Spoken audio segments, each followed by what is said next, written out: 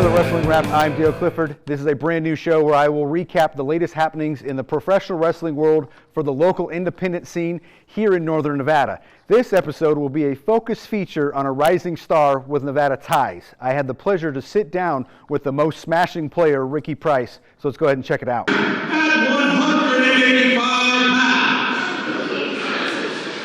from Port Jervis, New York, the smashing player, here is Ricky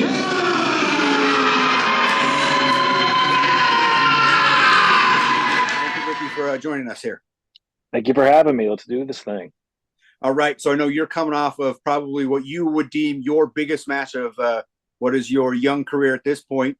So just talk to me a little bit about facing Chris Bay and Ace Austin. Oh, dude, you said it. It definitely was the biggest match I've had yet. I've had some cool things happen, but I think in terms of like the quality of my opponents, this is it. These are the TNA World Tag Team Champions 3-time. They're the Bullet Club, ABC. Like it's very cool, and it's validating that we were able to go in there, me and my partner Junior Underwood, and it was only our 5th time tagging together, and we absolutely hung with them, and we had a good dude. Like, just felt so good, and we went in there, did our thing, and we got a handshake from ABC at the end of the match. So I think that means something good. And if you're getting a handshake from the World Tag Team Champions, it's got to mean something, right? So I'm happy with it. We have to run back, and I think those two would be down for that at some point. So we'll see what happens in the future. What do you think was the biggest thing you might have learned from that match? It's hard. It's hard to put that in the words, but I definitely learned that this is a lot easier than it looks sometimes. I don't know. I think when you're working with the right people and you listen to the way they explain things, especially two guys of the caliber of Ace Austin and Chris Bay, you see things differently. And it's hard to put in the words. But you go, okay, and then it happens in the match and it clicks in your head, and then it's like one of those habits you just can't break right away or at all. Like, it's just something that makes sense, and you go, yeah. And that's the kind of stuff that makes you so much better, is being able to work these guys who work weekly on television. So they are able to, help you with that. So I would say I can't put in the words what I learned, but I know what I learned, and it's in here, and that's all that matters. So definitely something that gets taken serious going forward. So as I said, you were originally from the Reno Sparks area. So what was young Ricky like? So a little more this is how I'll describe it. I am from where I am right now in New York, Fort Jervis, New York. But when I was 9 years old, I moved to Nevada, and that's where I started living. I started living in Sparks. I lived there for about 5 or 6 years when I was a kid, and then I've made numerous vacations out there because that's where my family is. My mother, my cousins, who are the closest things to brothers I'll ever have, my aunt, my grandfather, my mom's family is out there. So that's who I go and see. But I still got the boys, as you know, because you were there at the show and on August 17th, and I had a pretty good crowd, and that's not too bad for somebody who's not regularly on those shows to get reactions like that. And it's because I had a lot of friends and family there support me, people who I've kept in touch with for, I'm probably 15 years. I've lived in New York again for probably about 12 years. So I've known these people for at least 20 years, and they've always been around. So that's got to mean something. Was this one of your first trips to wrestle on the West Coast? It was my first one, and that's what I marked it down. I marked that down on my list this year. I said, I got to get out there, and I got to have a match out there. 2024, I'm going to do it. So I found a company, which was APW Nevada, and I was like, I'm going to shoot my shot and see what happens. The worst thing they could say is no, or maybe not now, and we worked something out, and it worked out really well. I found out about the company through Adam Thornstowe from Reno Scum.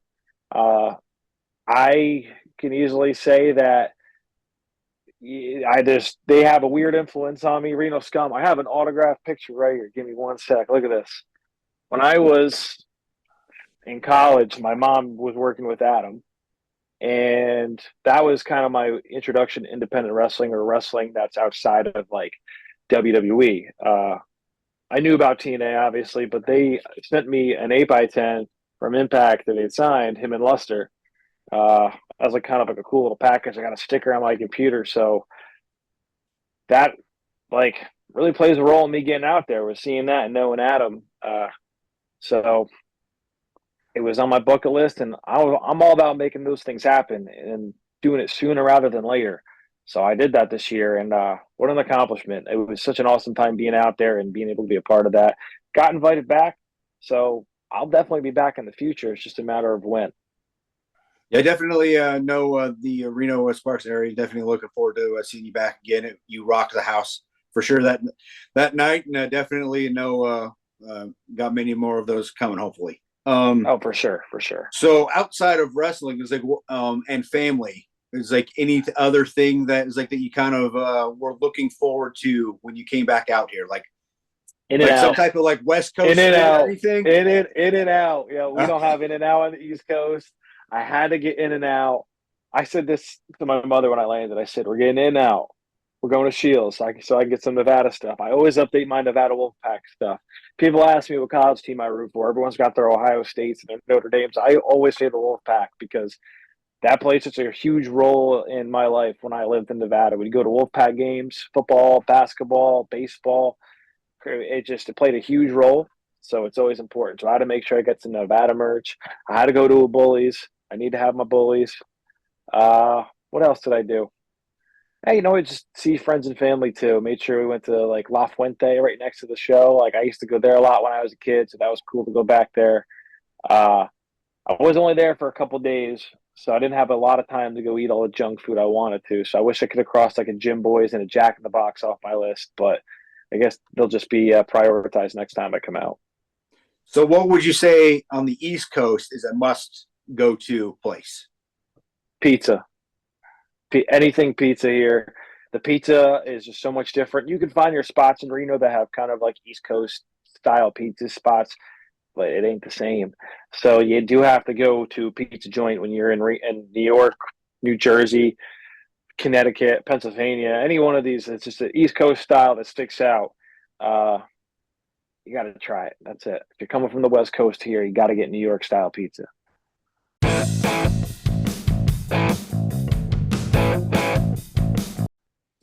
So obviously, let's go back now to that match that you had here. It was a 8-man elimination tag team match, which obviously brings its unique qualities to it.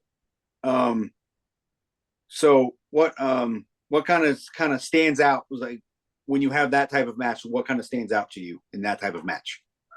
Making sure you're the last one alive. You have a lot of time to rest in those matches, so it's you have a lot of time to rest, which means when you get your moment, you put more into it instead of just letting your tank go throughout a whole match. When you're in there, empty that tank and go and try to get people out, and that's exactly what I did. As you can see, I had 3 eliminations. People weren't paying attention, took advantage. People didn't really do the research on me, took advantage. And I did what I did. I go in there and I get things done. And me and CJ Dirt ended the match with a big old 3D and brought it home. Shout out to CJ Dirt. He has the best mode ever, by the way. I believe in that. It says it on his gear, and I believe in that. Very cool to become friendly with a lot of those boys that were on my team and just be able to work differently. I'm different in a different scene, different area. I'll tell you what, though, this got me. I was in the back beforehand, and I was asked, I was like, "Have you ever wrestled out here before?" And I said, "No, it's my first time." Then they said, "Well, how's your cardio?" And I was like, "My cardio is great. Like I make sure of it." They're like, "Good luck out there. Elevation is different. You're gonna feel it." And I felt it. I felt it. There was a moment where I'm getting my butt kicked, and I'm like, "Oh wow, what the like? This doesn't happen to me. What's going on?" So that's a real thing. The elevation got to me, so I'll be a little more prepared next time for that. I always do feel like that is one thing that some people don't quite understand is ring cardio. It's like everybody thinks that they can be in good cardio shape, and then it's like then they get to go into a wrestling style of things, like and then they find out there's a whole different style of wrestling cardio. Yeah, and it was the air on the East Coast and the air on the West Coast, especially in Nevada where it's desert, is just completely different. They're two different things. Like humidity is very much a part of our weather here in New York, where it's not at all in Reno or anywhere in Nevada, really. So it plays a toll on you, and it did. It got me. Is it your full-time employment? Does it pay your bills?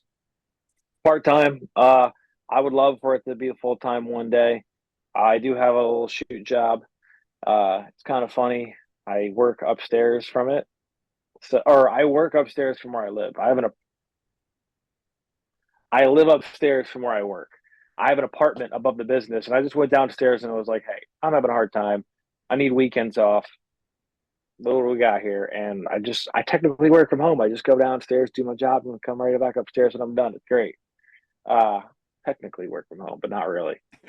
So I do have a shoot job, and then I do have the wrestling that I'm lucky enough to have certain things happening that I know that are helping pay bills, which is really cool because I didn't think I'd be able to do that, or helping pay for more merch or for more gear. So I got stuff happening in ways I didn't imagine. I would say it's like I'm finding ways to make money through wrestling by not wrestling, and that's been really cool. So I guess there could be more to that than just what I'm doing now if I'm able to take this to a new level at some point. I know in previous interviews, you said that you were, and obviously before we even started recording, you went to school for broadcasting. So, what was the goal when you went to school for broadcasting? What was the broadcasting goal?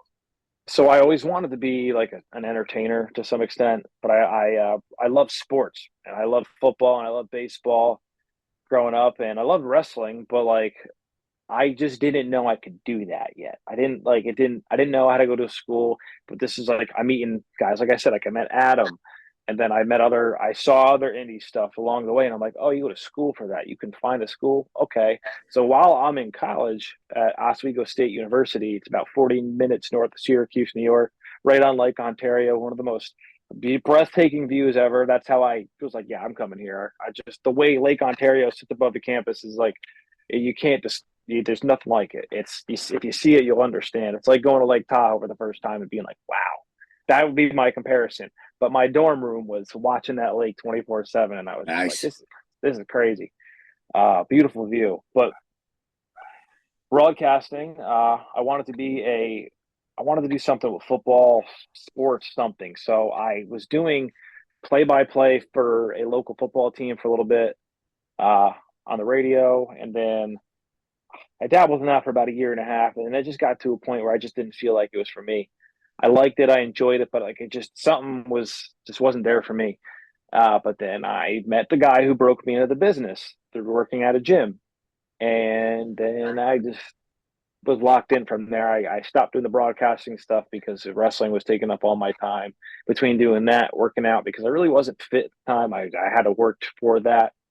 That's why I started working at a gym because I wanted to learn how to take care of myself. And over time, it's paid off. And I think right now as we speak, it's like one of the best I've ever physically felt. I have a good routine. I'm addicted to doing cardio finally, which is like been the hardest thing to do is find something I enjoy. But funny enough, and I don't mind sharing this. I was watching Ace Austin do an Instagram live because I know I have a match coming up against him, or I had a match coming up against him. So I was like, let me go ask him something. And he's on the Stairmaster. And I'm like, yo, how many minutes do you do on that? And he answered the question with 150 minutes a week. So right away, I was like, all right, that's what I'm doing. If he's doing it, why am I not doing it? If someone who like him, who's an athlete like him at his caliber, can do these kind of things, why can't I do it, or why shouldn't I do it? So that's what I'm doing now. I've been doing that consistently for about 4 or 5 weeks, and I'm addicted. I'm obsessed. I can't wait to go to the gym tomorrow and do it. And if you would have told me that a month ago that I would be obsessed with cardio, I'd have been like, okay, but here I am. So that's helped out a lot. The Uh, Stairmaster, I want to say, I believe, is one of Adam's go tos too. So, yeah, it's been incredible. I love it. But back to the original question with broadcasting. So I was doing all that, and then I found wrestling. And as I started doing like small shows, helping out as like a trainee, I was like, man, a lot of the stuff I learned in school, I'm doing right now. Like they have run sheets, or scripts. I've done script writing. They have audio work. If you're playing the music or you're putting on a show with the lights as the matches are happening, I learned that in school. You're doing live talking, commentating, cutting promos. It's just so much that that I learned in school that I've applied to wrestling and started seeing as I was training. And I'm like, oh, this is where I'm supposed to be. Like, I'm supposed to be doing this right now. This is why I went to school. I didn't know it until I got there. And it just helped that I was a wrestling fan my entire life and that I probably knew about wrestling more than I knew about football, more than I knew about baseball. So it was perfect. And I was an athlete growing up, played football, played baseball, obviously. Uh, and the rest has been history. I love it. And I feel like I've never been better at something than I am as being a competitor in the wrestling ring. It's just something that has clicked, and I feel myself getting better and better every time I do it. And like we were saying before, I learned so much this past Sunday wrestling Chris Bay and Ace Austin, and I'm very, very thankful for that. Uh, where I came up in the Scranton area in Pennsylvania through wrestling. Ace Austin, when I started training, Ace had just signed with TNA, so he was off doing TNA, doing world tours and stuff. So our paths never crossed. But he was a big Pennsylvania guy. He's from the Pennsylvania area. He was doing a lot of the shows with a lot of the same people that I'm doing them with now. So I always heard his name, and I started watching him on TV, and I understood it. I was like, this guy's good. He's crazy good. I got to wrestle him one day. I remember sitting at the Sanctuary in Hazleton, Pennsylvania, watching him wrestle, and I was just like, yeah, I got to have a match with this guy one day. It's got to happen. And I just did it this past Sunday. So you just hold on and manifest things and it'll happen if you're patient. So I try to tell my partner Junie that all the time, like, breathe, be patient, good things are going to come. We know it, we just got to wait for it. And stuff like that happens, man. Manifestation is real.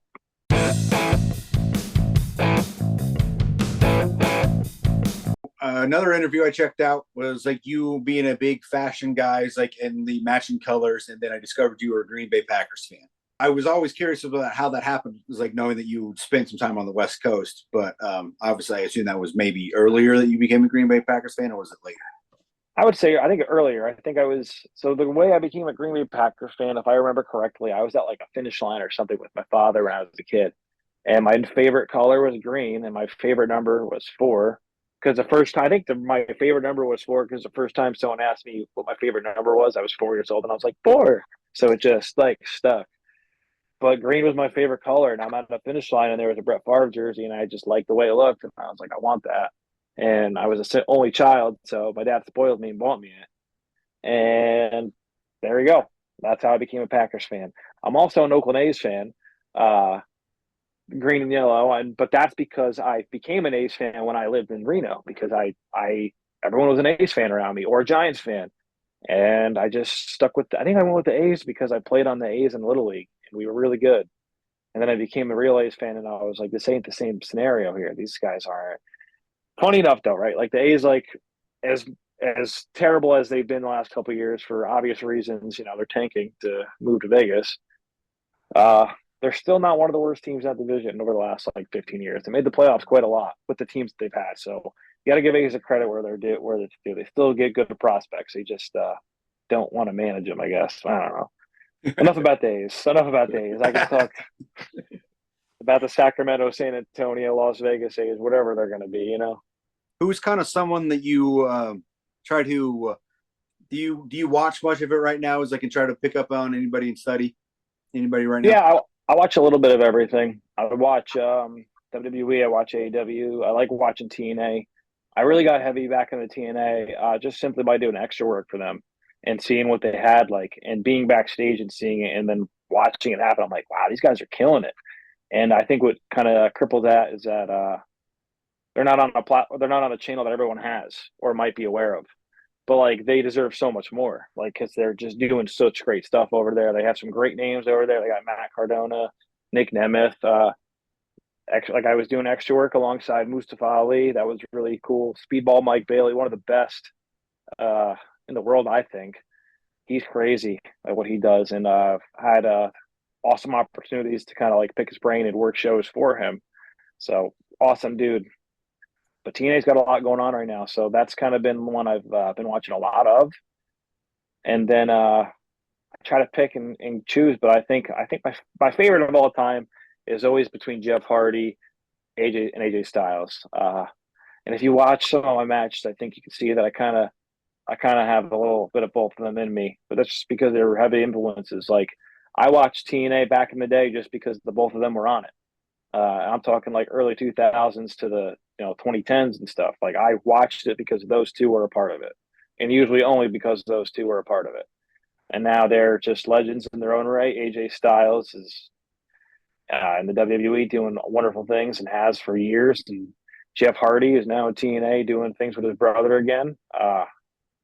You love to see it, man. So yeah, those guys, and a big HBK fan. I love HBK's charisma and how he just carried himself in the ring, and he's yeah, Shelton Benjamin too.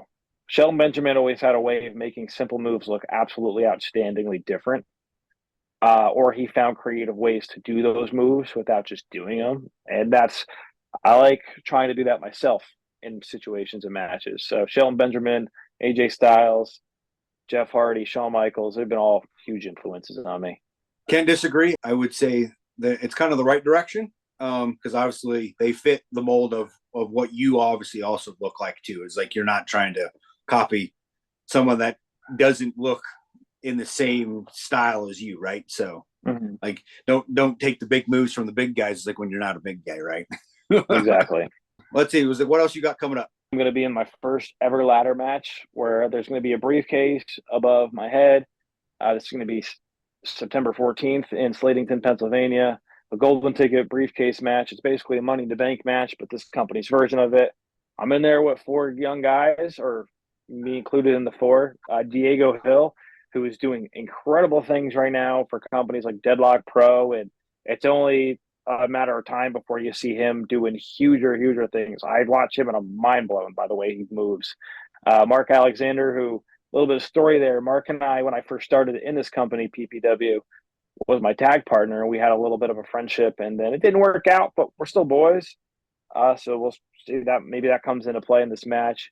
And then Rembrandt, who he has just been a PPW superstar as long as he's been here. So he's definitely somebody who won't make it easy for me. But I'm going to win that briefcase, and that's going to guarantee me a title shot anytime I want. One last thing is I also noticed you had a YouTube video playing a little college football 2025.